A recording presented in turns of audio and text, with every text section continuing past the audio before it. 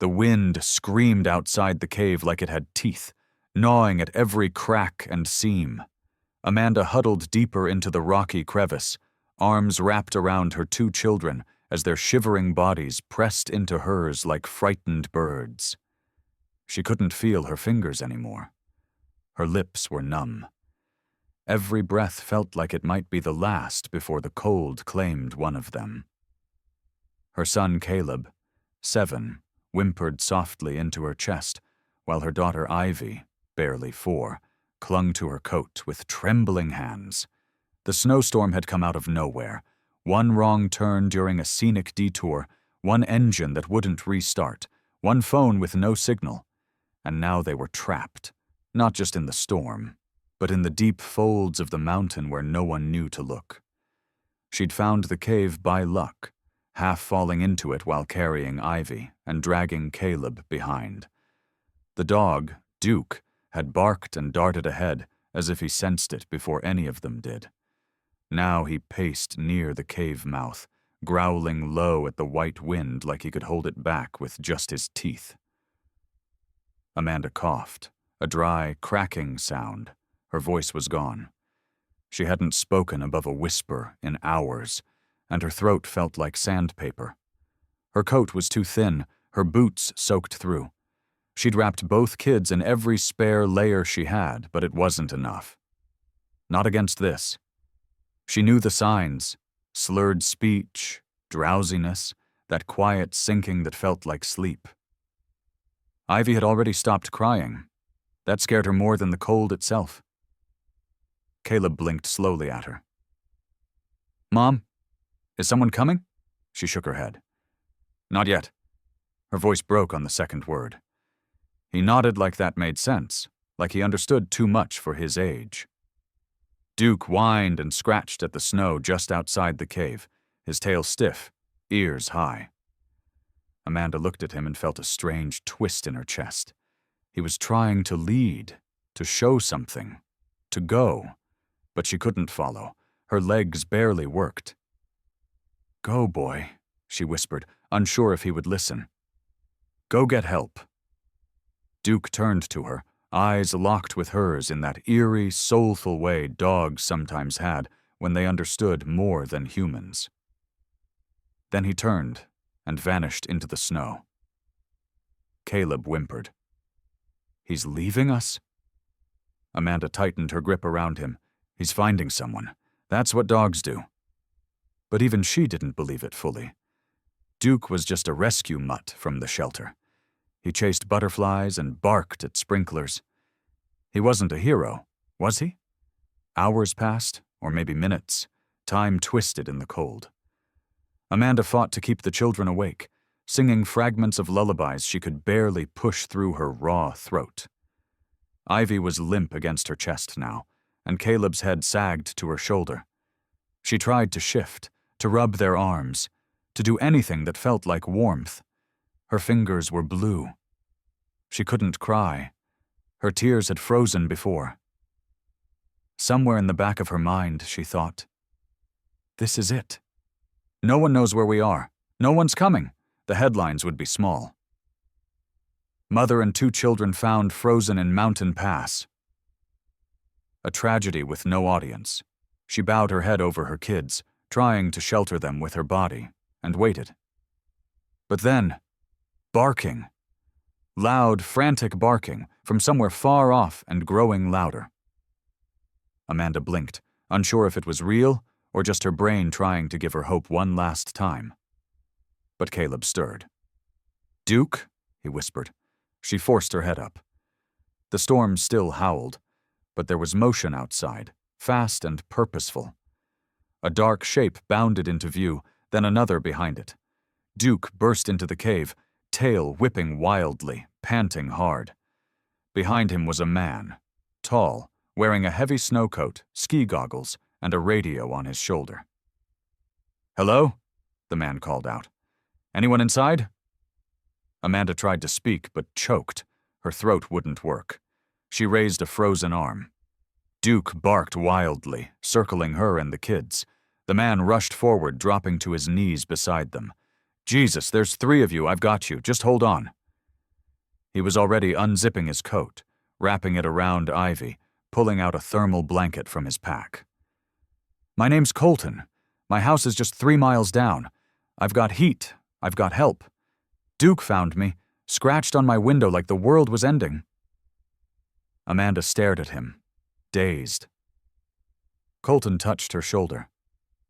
"You're safe now. I've been waiting for someone to need this place." He smiled as he lifted Ivy gently into his arms. "And your dog? He brought you straight to my door." Amanda couldn't feel the movement of her own legs. Her body had gone beyond pain, beyond panic. She was vaguely aware of strong arms lifting her, of Duke barking somewhere ahead in the snow, of Caleb's thin voice saying, "Don't let go of Mommy," over and over again. Colton moved fast, faster than anyone she'd ever seen in that kind of snow. He carried Ivy in one arm, her tiny body wrapped in his heavy coat, while Caleb stumbled beside him, gripping his sleeve. Duke darted in wide loops around them, barking like a beacon, never letting them fall too far behind. The snow fell in thick, slanted sheets, but Colton seemed to know every route, every rock, every buried trail. Amanda could barely lift her head, but she caught glimpses of floodlights, of tall pine trees opening into a driveway, and finally, through the blur of sleet, something impossible. A mansion tucked into the hillside, glowing like a dream. Glass walls, warm light, smoke curling from a wide chimney. It didn't look real. She'd lived her whole life in apartments and half-heated rentals. What kind of person lived up here? "Almost there," Colton called. His breath came hard, but even. "Just a few more steps." The automatic garage door rumbled open before they even reached it. Motion sensors, Amanda realized dimly, heated concrete floors inside. Caleb staggered in, eyes wide, his lips blue. "Mommy's really cold," he said, looking up at Colton. "She's gonna die if we don't warm her up." "No one's dying today," Colton said. "Not on my land." He set Ivy on a leather bench near the fireplace and turned to Amanda. "Can you stand?" She tried, but her legs gave out. Colton caught her easily and carried her inside. The heat hit her like a punch, painful, dizzying. Her skin burned as it thawed. Colton laid her gently on a thick rug and unzipped her coat with care. "We've got to do this slow," he muttered. "Warm you gradually. Shock's worse than the cold sometimes." He wasn't guessing. He knew. Everything in his voice, his hands, his house, it all said the same thing. This wasn't his first rescue. Duke whined and curled up beside Caleb, who clutched the dog's neck like a lifeline. "You have a big house," Caleb whispered. Colton smiled. "Too big for one person, that's for sure." He stoked the fire and brought blankets from a nearby cabinet. Not just blankets, plush, expensive ones, still smelling faintly of cedar. "I've got tea brewing," he said, already moving toward a sleek kitchen tucked behind a glass partition. Amanda tried to speak, but her throat was still raw. She reached for her kids instead, pulling them against her as they soaked in the heat together. "How did Duke find you?" she finally rasped. Her voice was little more than air. "I live off the main snowmobile trail," Colton said. "Was about to go out and check the storm fencing when I saw paw prints at the edge of the hill. Thought it was a coyote until he jumped right up on my porch and started barking like the place was on fire." Amanda blinked slowly. "He led you 3 miles?" 4, Colton said. "Straight shot, no hesitation. Smart animal." Caleb looked at Duke and whispered, "You're a superhero." Duke licked his face once and laid down with a sigh, as if finally off duty. Colton handed Amanda a cup of warm tea, steam curling in the air between them. "My name's Colton Archer, by the way," he said. "I'm not a weirdo. I'm not going to ask questions right now. Just rest. You're safe." Amanda took the cup with both hands, trying not to spill it.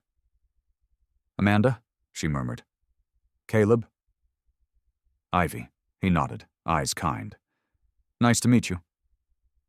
The room was quiet except for the crackling fire and the soft sound of water boiling somewhere out of sight. Ivy stirred in her blanket and mumbled, "Mommy?" Amanda held her close. "I'm here, baby. We're okay." Colton stepped back and gave them space. Amanda's gaze drifted up to the high vaulted ceiling, the exposed wood beams, the chandelier shaped like snowflakes. It was the kind of home people stared at in magazines. "Why do you live way out here?" she asked. "Seems lonely." Colton shrugged. "Used to not be. My wife loved it. We built it together. But she passed a few years ago. I never left." Amanda winced. "I'm sorry." "Me too." He didn't say more. Amanda noticed a wedding photo on the mantel. Colton in a suit, holding hands with a woman whose eyes sparkled like ivies when she was healthy. Caleb looked around. "Are we staying?" "You're staying," Colton said, "for as long as you need." Amanda looked at him, unsure how to believe it, but the way he said it left no room for doubt. She didn't know who he really was, or how fate had delivered them to his doorstep. But in that moment, as the warmth returned to her hands and her children's cheeks flushed pink again, she realized something. They weren't just saved. They were seen. By morning, the storm had passed. The glass walls of the mansion revealed a world blanketed in untouched snow. Smooth drifts curved along the slopes, sparkling like powdered glass beneath the rising sun. Amanda stood near the window, wrapped in one of Colton's oversized sweaters, watching Caleb and Ivy play with Duke on the heated stone patio. They looked like they belonged in that light, laughing in mismatched pajamas, their breath coming in puffs, cheeks red but alive. She hadn't seen them this relaxed in months, maybe ever. Behind her, the kettle clicked off. Colton poured coffee into a handmade mug and offered it to her. "You look like you could use this." Amanda smiled faintly. "You're not wrong."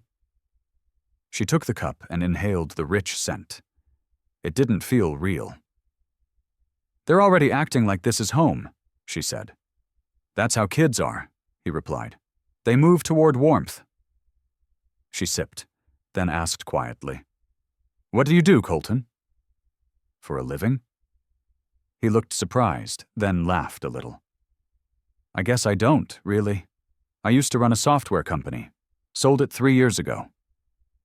Amanda raised an eyebrow. "Sold it?" "Yeah, for more money than anyone should have." He didn't say it with pride, more like confession. "I bought this place before the sale. It was supposed to be a retreat for my wife and me. After she passed, I just stayed." Amanda nodded slowly. "Your name. On the driveway gate. Archer Industries. I passed it on the way in, back when I was still trying to figure out how lost we were." Colton glanced at her. "You know it?" "Everyone in tech does. I used to work support for one of your contracts, right before Ivy was born." "Small world." Amanda stared at the mountains. "Smaller than I thought." "Is it weird now?" he asked. "That I'm that kind of person?" "I don't know what kind of person you are yet," she said honestly. "But so far you made tea, found my kids, and didn't ask for anything in return. That's more than most." He smiled. "I like that answer." They watched the kids for a few minutes, until Ivy slipped in the snow and Colton instinctively stepped forward. She stood right back up, grinning, brushing off her knees. Amanda chuckled. "She's tougher than she looks." "So is her mom." Amanda's smile faltered for just a second. "You don't have to say things like that." "I'm not trying to flatter you," Colton said. "I'm just watching what's true." She looked down at her coffee, unsure how to carry the sudden warmth in her chest. Later that afternoon, Colton brought out sleds and helped the kids ride down the slope behind the garage. Duke chased them, barking and leaping through snowbanks. Amanda watched from the steps, bundled in blankets, laughing until her cheeks ached. For the first time in years, she felt full. Not rich, not lucky, but full.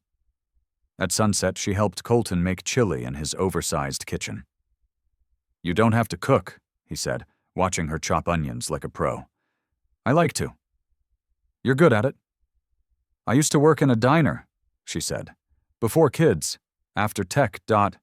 That's quite a jump." "Not really. Both jobs involve people yelling at you over things that aren't your fault."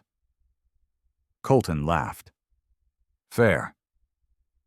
While the chili simmered, Amanda stepped into the living room and caught Caleb flipping through a photo album on the coffee table. "Careful with that," she said. "It's not ours." "It's okay," Colton said from behind her.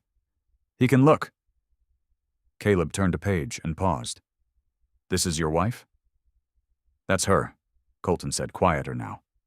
She was beautiful. She was everything. Amanda sat beside her son, who leaned into her shoulder. "Is that her horse?" "Yep, that's Whiskey. He's still around." Caleb's eyes widened. "You have a horse." 3. Want to see them tomorrow?" "Can we?" Colton nodded. "Absolutely."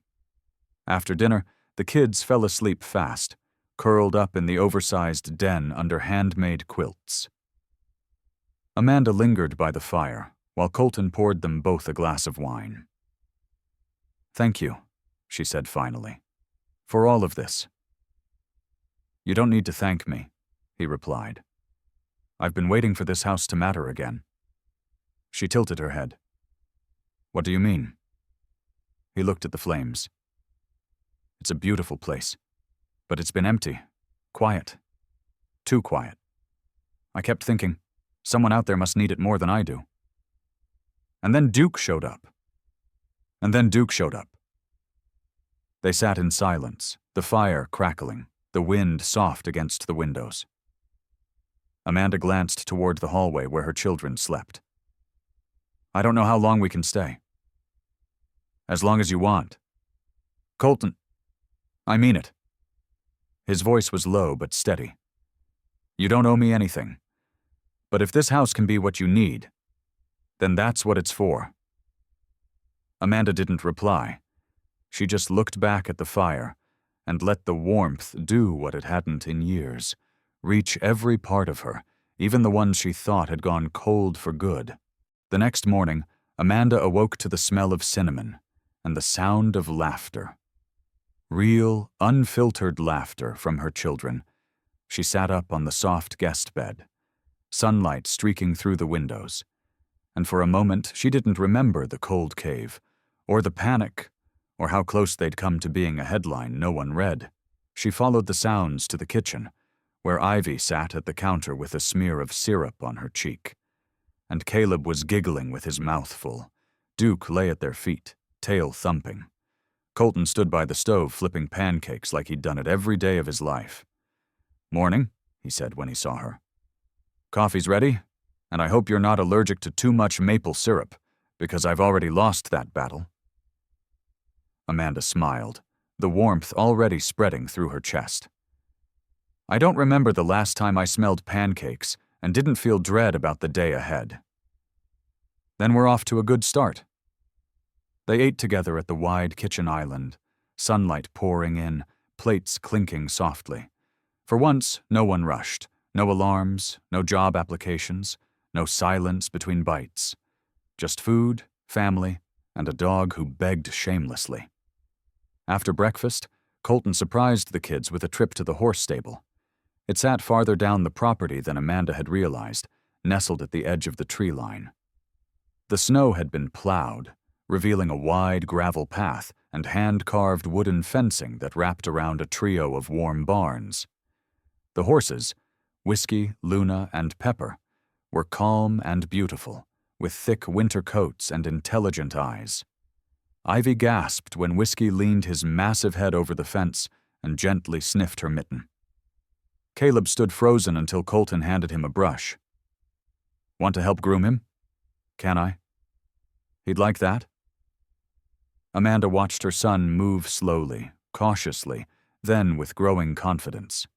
He looked taller somehow, like his spine had found new reason to stand straight. Ivy climbed up onto a bale of hay and clapped when Luna shook her mane. Amanda leaned against the post, stunned by how fast this had become real. "You okay?"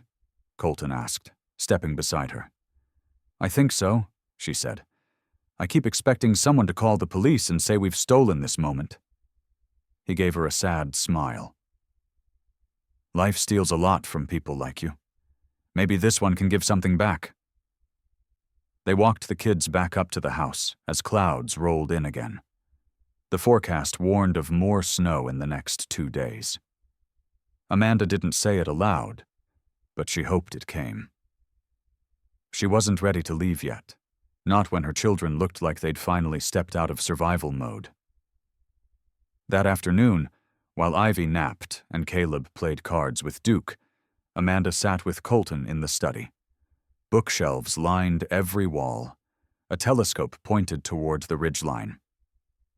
"You really built all this?" she asked. "With my wife," he said. "Before the company went public, we decided to make something that felt human. The world we lived in was always pushing, pulling. This was our stop button."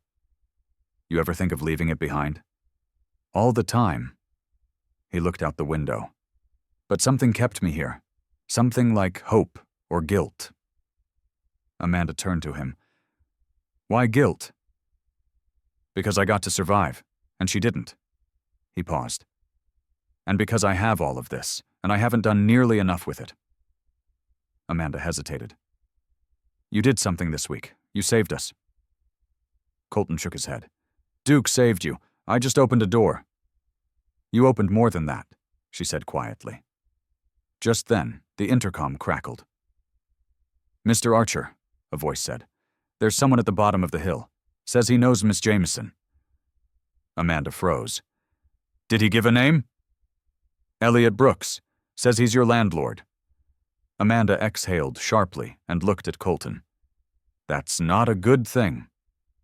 They took the elevator down to the gatehouse, where a security guard stood next to a bundled-up man in a puffy coat and a smug expression. "There she is," Elliot said. "You left your place in the middle of the night. Rent's still due.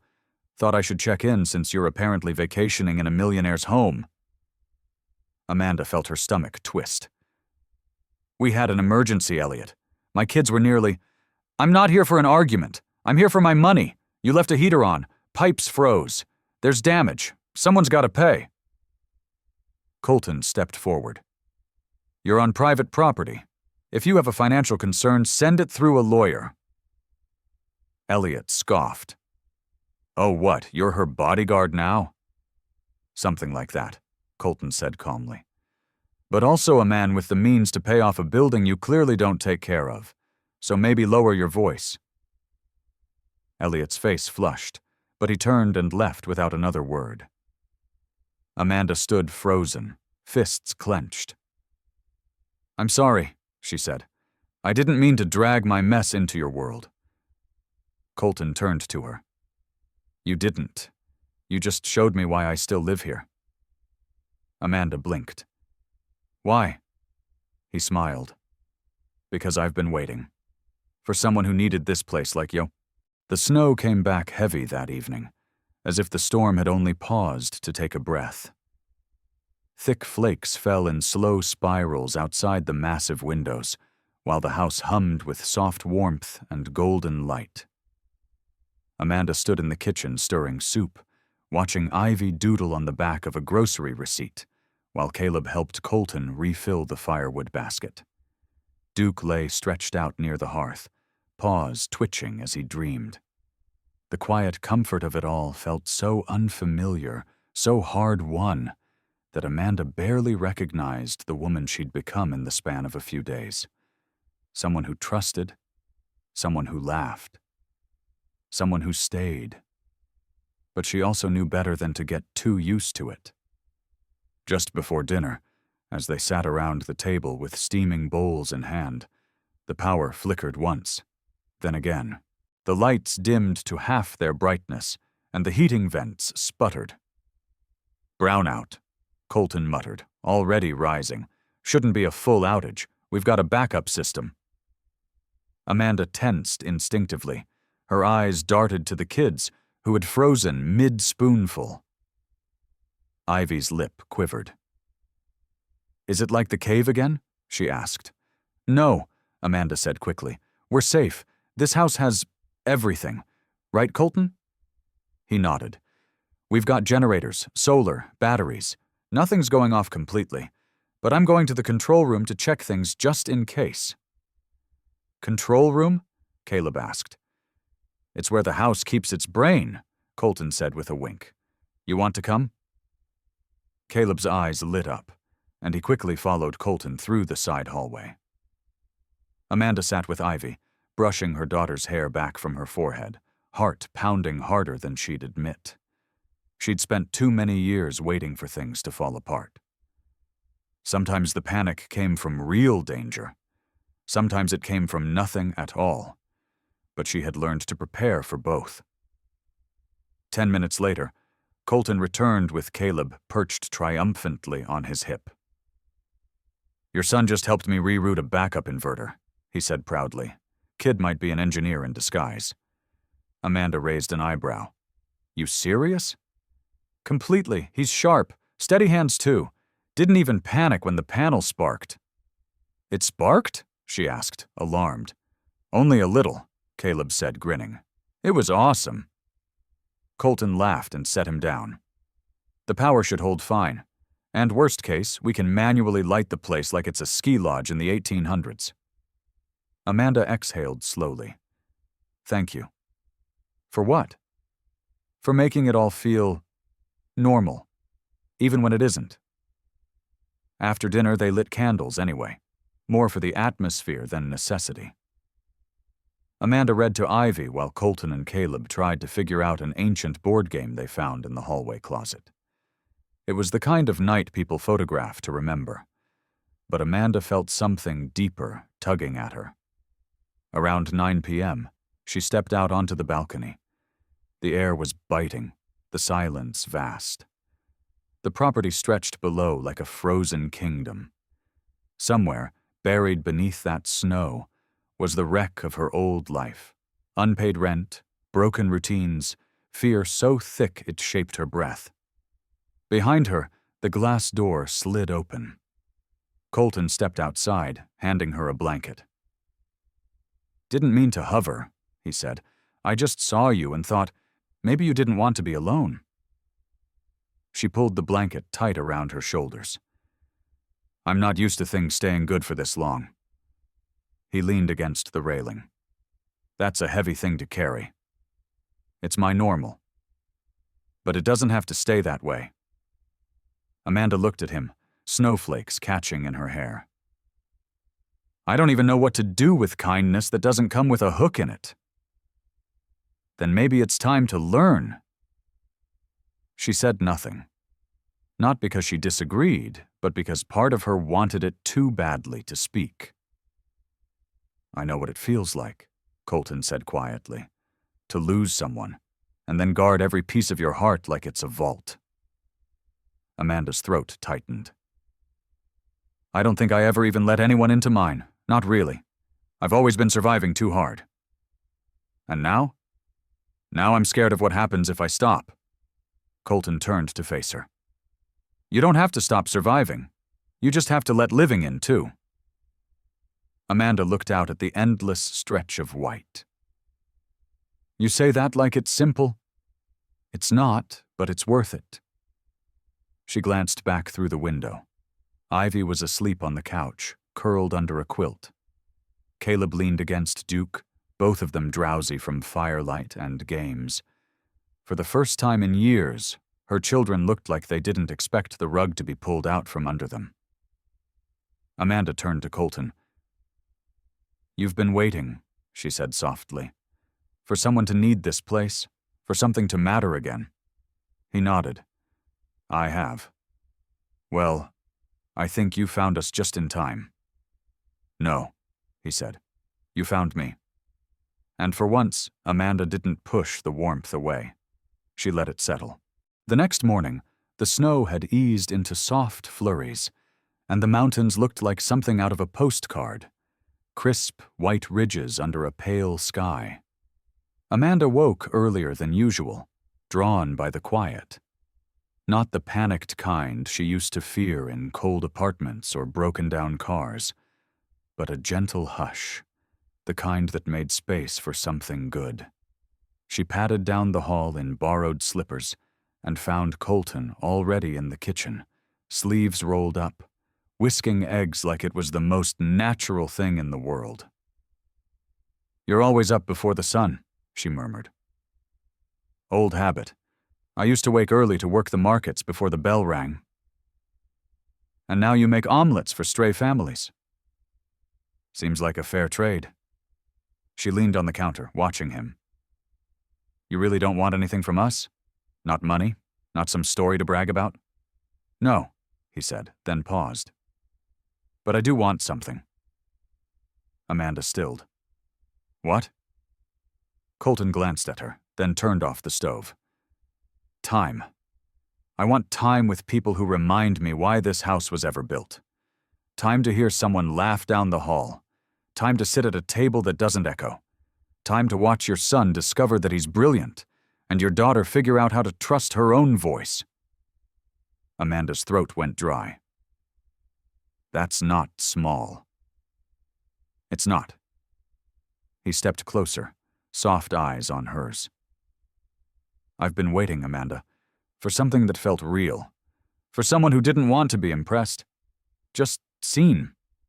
She didn't know what to say, but something inside her, some rusted latch she thought had long since sealed shut, clicked open. She nodded slowly. "Okay." He blinked. "Okay? Okay, we stay. For now. And we try. Not just surviving." "You're sure?" "I'm terrified. And I'm sure." A long silence passed between them, held only by the soft clink of the spatula against the pan. Then Amanda added, "But I'm warning you, I burn toast, lose socks, and occasionally cry at dog commercials. That makes two of us." They smiled, and it wasn't shy anymore. It was solid. By late morning, Caleb had already built a snow fort, and Ivy was constructing a lopsided snow family with Colton's help. Amanda watched them from the living room window, her heart swelling in ways that felt unfamiliar and enormous. The woman who had clung to her children in a frozen cave just days ago now felt the distant echo of something she hadn't dared to name. Peace. She sat down to journal, something she hadn't done in years, and wrote, "Day 6, still alive, still scared, but also maybe starting to live." That afternoon, Amanda helped Colton organize his storage room. She uncovered old quilts, stacks of board games, even a photo album she handed to him with care. He flipped it open and ran his fingers across a picture of his wife. "She would have liked you," he said. "You're both stubborn," Amanda chuckled. "You say that like it's a compliment." "It is. I don't think she'd mind us filling this place again." Amanda hesitated. "You sure about that?" "I think she's been waiting too." That evening, Amanda made spaghetti while Caleb set the table, and Ivy laid out napkins with the gravity of a royal hostess. As they sat down, Caleb looked up and said, "So, is this a real home now?" Amanda looked around at the fire, the warmth, the people. "It is if we want it to be." "Then I want it," he said. "Me too," Ivy whispered. Colton raised his glass of sparkling cider. "To new beginnings." They clinked their glasses, and Duke barked once, tail sweeping the floor. After dinner, Amanda found herself walking the hallway alone. She passed the framed map of the property, the polished stone archways, and paused at the room Colton had once called the guest suite. She opened the door slowly. Inside was a smaller, cozier space, a room not meant to impress, but to hold someone gently. A sign on the wall read, "Stay as long as you need." She hadn't noticed it before. It looked hand-carved, old, as if it had been there through every winter. Amanda ran her fingers along the grooves of the letters. Colton had waited. The house had waited. And maybe, just maybe, she had been waiting too. Not for a rescue, not for a handout, but for someone to say, "You matter now," even if you didn't before. She stepped back into the hallway, heart pounding, and saw Colton standing there. He didn't speak. Neither did she. But he offered his hand, palm up, steady. She took it.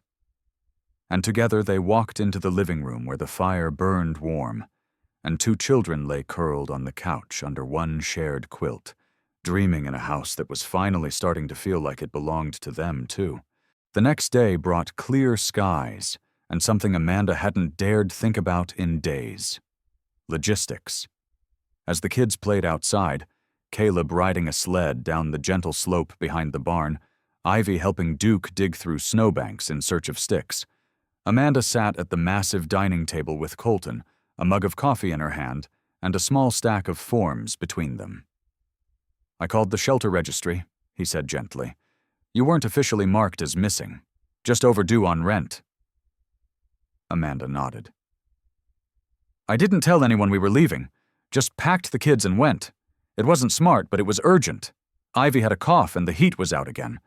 I thought I could find a friend in the next county. Then the storm hit." Colton tapped the corner of the stack. "These are voluntary guardianship stabilization forms, just temporary. If anyone comes looking, they prove you and the kids are here by choice, and under protection."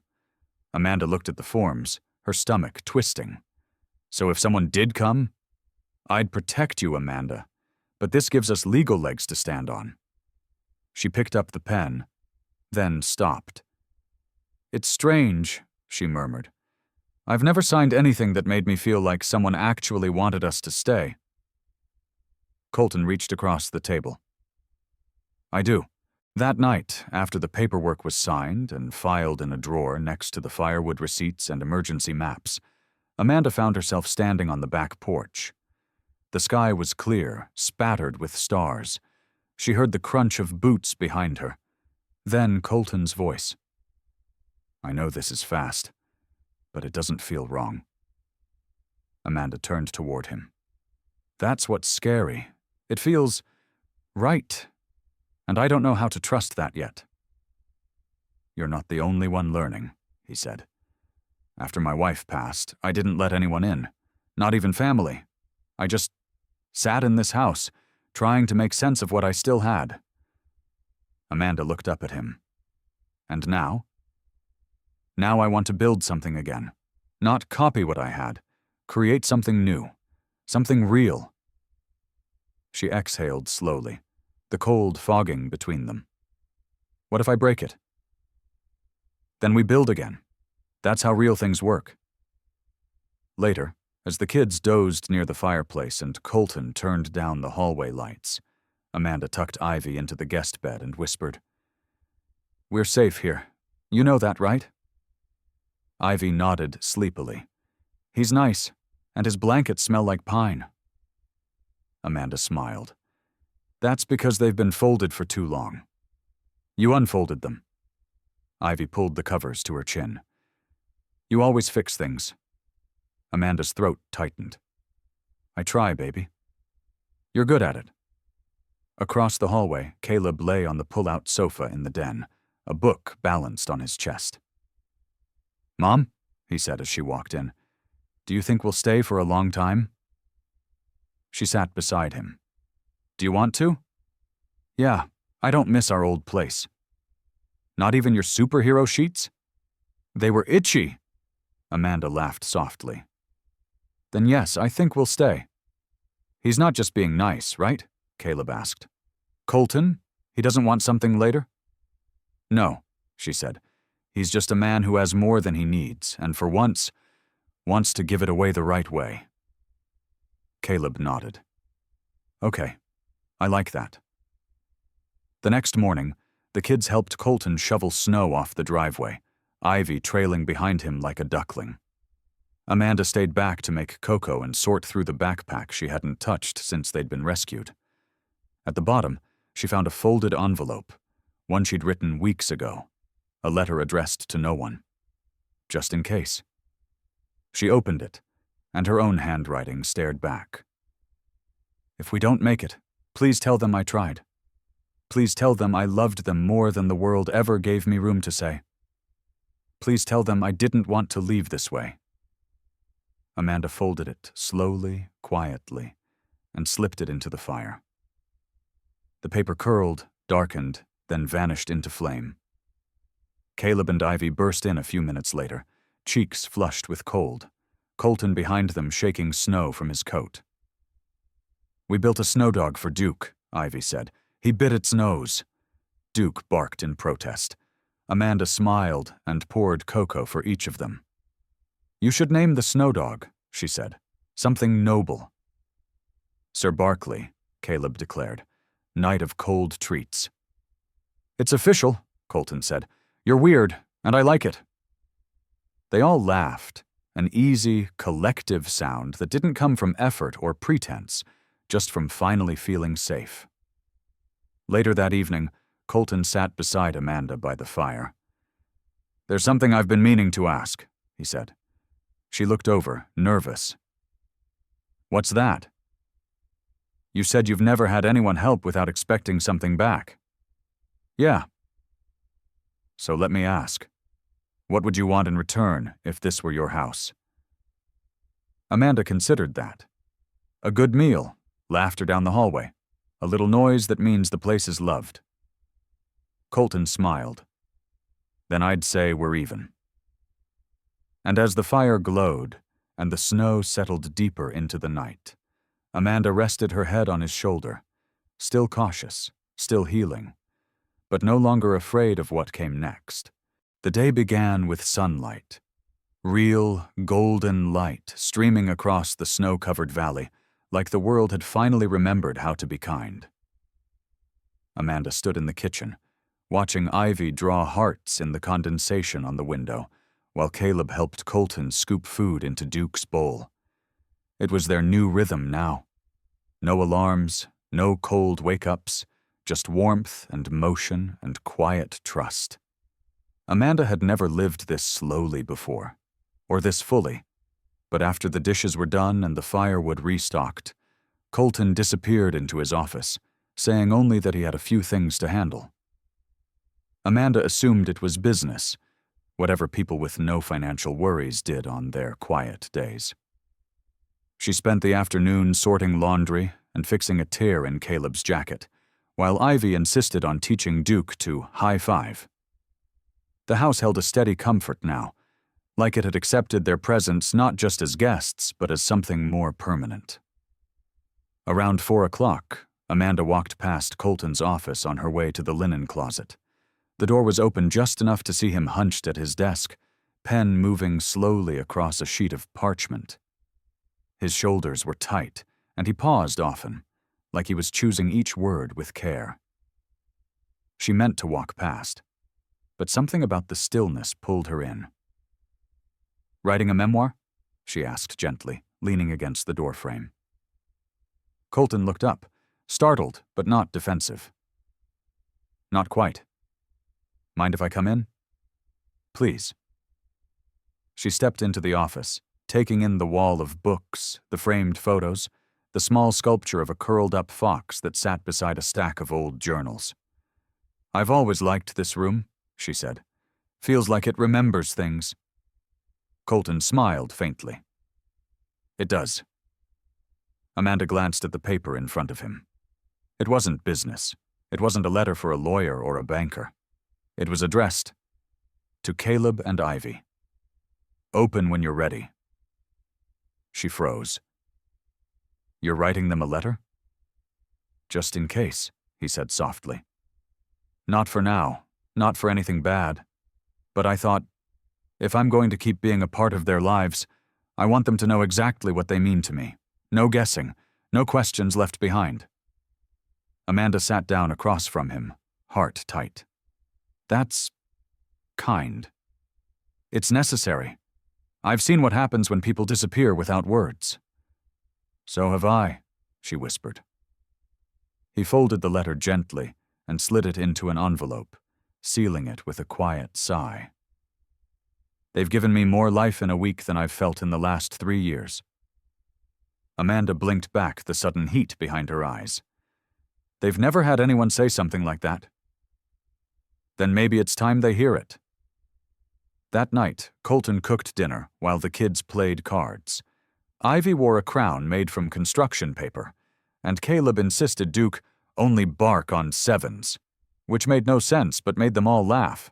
After they ate, Amanda helped the kids into bed, reading one of Ivy's new storybooks with voices that made her daughter giggle so hard she snorted. Caleb brushed his teeth without prompting and whispered, "I like it here. I don't think I want to go anywhere else." Amanda kissed his forehead.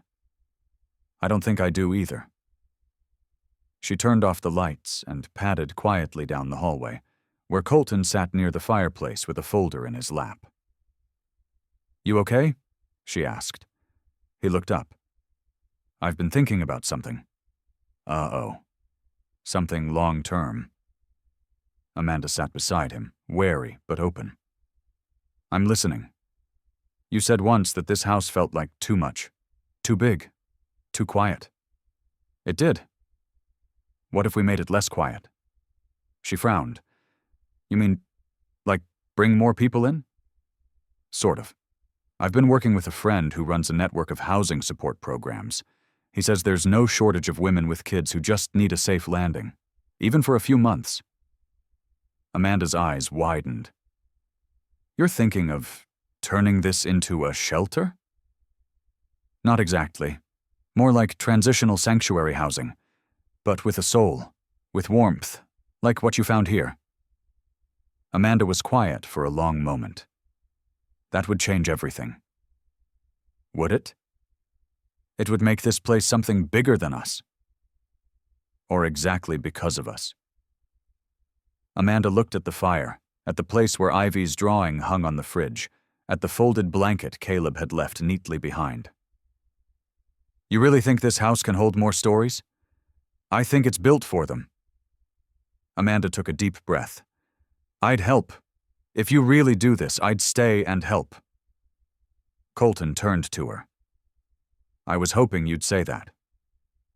She nodded slowly. "I've been waiting for something to feel like purpose, like not just survival, but direction." "Then maybe we found it. Maybe we write our own letter," she said, smiling now. "To the next mom and her kids who find themselves freezing somewhere they shouldn't be. What would it say?" "It would say, 'You matter. Come in. This place is waiting for you too.'" They clinked their mugs and sat quietly as the fire crackled on, filling the room not with heat alone, but with hope.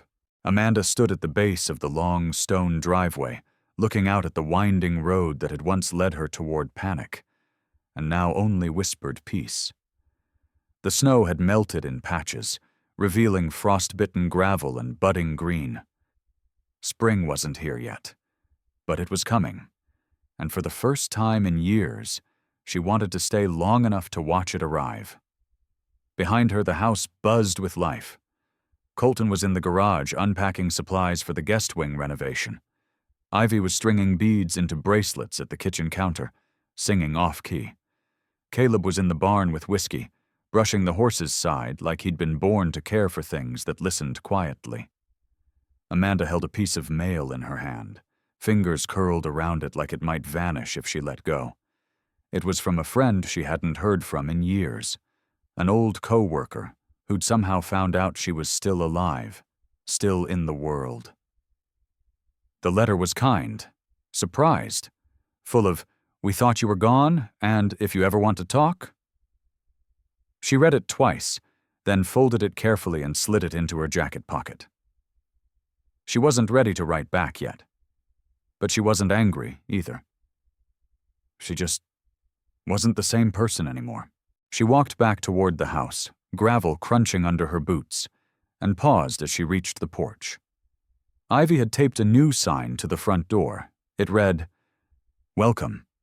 Be warm. Stay long." Amanda smiled and stepped inside. Colton looked up from his clipboard. "That for the letter writing program?" he asked, nodding toward her pocket. "Nah," she said. "Just an old ghost." "Friendly one?" "Neutral, I think." He nodded. "Some ghosts deserve answers. Others can stay quiet." "This one can wait." Amanda moved into the kitchen and started boiling water. "You're really doing it," she said over her shoulder. "Opening the place up, letting more people come." "We're doing it," he corrected. "And yes, I called the network director this morning. We're going to start with one family. Trial run. See how it feels." "You nervous?" "Terrified." "Good. Means you're human." That night, they sat down for dinner at the long table Colton once claimed was too wide for one. Amanda made stew with Ivy's help. Caleb set the table without being asked. Duke waited under the bench, tail thudding in expectation. After the plates were cleared, Colton stood up and tapped a glass like he was at a wedding. "I have an announcement," he said with a playful tilt of his brow. Ivy gasped. "Are you getting us a puppy?" "No," Colton laughed. "I said announcement, not chaos." Amanda narrowed her eyes. "Now I'm nervous." "Don't be," he said. "I talked with the county office today. It turns out I'm allowed to name this place anything I want, officially." "Okay," Caleb said slowly. "What did you name it?" Colton reached into his pocket and pulled out a small wooden sign, freshly engraved. He held it up. It read, "The Landing Place." Ivy tilted her head. "Why that?" Colton looked at Amanda, then the kids. "Because some people spend so long falling that they forget what it's like to land. This house is where you land, gently. And then, you begin again." Amanda blinked hard. Caleb leaned into her side. Ivy whispered, "I like it." "So do I," Amanda said, "a lot." "Can we put the sign outside?" Caleb asked. "With the horses?" "We'll put it wherever you think people will see it first," Colton said. Later that night, after the kids were asleep and the fire had died down to soft embers, Amanda stood in the hallway, looking at the family tree Ivy had drawn and pinned up on the corkboard. It wasn't neat. It wasn't traditional. It didn't follow any real rules. But there they were, drawn in crayon. Ivy, Caleb, Amanda. And now, a branch had grown sideways, labeled Colton, maybe forever. Amanda touched it gently, smiling. Then she went to the guest room, pulled out the same notebook where she'd written Day 6, and turned to a fresh page. Day 9. There's a sign on the door now. A name for the place where we almost froze, then came back to life. I used to dream of escape. Now I dream of growing roots. I think I'm ready to call this home. Not because I have to. Because I choose to. Down the hall, she heard Colton putting more wood on the fire. She heard the soft laugh of her son talking in his sleep. She heard Ivy's tiny snore, and Duke's heavy tail thumping the floor. All of it music, all of it real, and Amanda, once lost, once frozen, once forgotten, finally felt like someone who belonged to the world again. The snow had almost completely melted by the time the first new family arrived. Amanda stood on the porch of the landing place, wiping her hands on her jeans, heart pounding in her chest. It was a woman about her age, maybe a few years younger, stepping out of an aging sedan with 2 small kids, and the same haunted look Amanda had worn not long ago. She had that posture, the one that said, "I don't expect kindness to last, and please don't make me ask twice." Amanda didn't wait. She stepped forward with a soft smile and said, "You're early." "That's a good sign." The woman looked startled. "I can wait in the car if—" "No," Amanda said, stepping off the porch. "You're home now. Come on in." Ivy and Caleb peered through the window. Ivy bouncing with excitement, Duke already standing at the door like a soldier. Colton came out of the barn a few minutes later, brushing hay off his sleeves, a quiet grin on his face as the new arrival stepped cautiously into the warmth of the house. Amanda led them to the kitchen where mugs were already set out, cocoa heating on the stove, fresh bread cooling on the counter. No ceremony, just welcome. Just warmth. Later, once the kids were settled in the living room with Ivy and Caleb teaching them how to build couch forts, Amanda sat with the woman at the table. Her name was Janie. Her eyes were tired, her fingers fidgeting with the edge of the mug.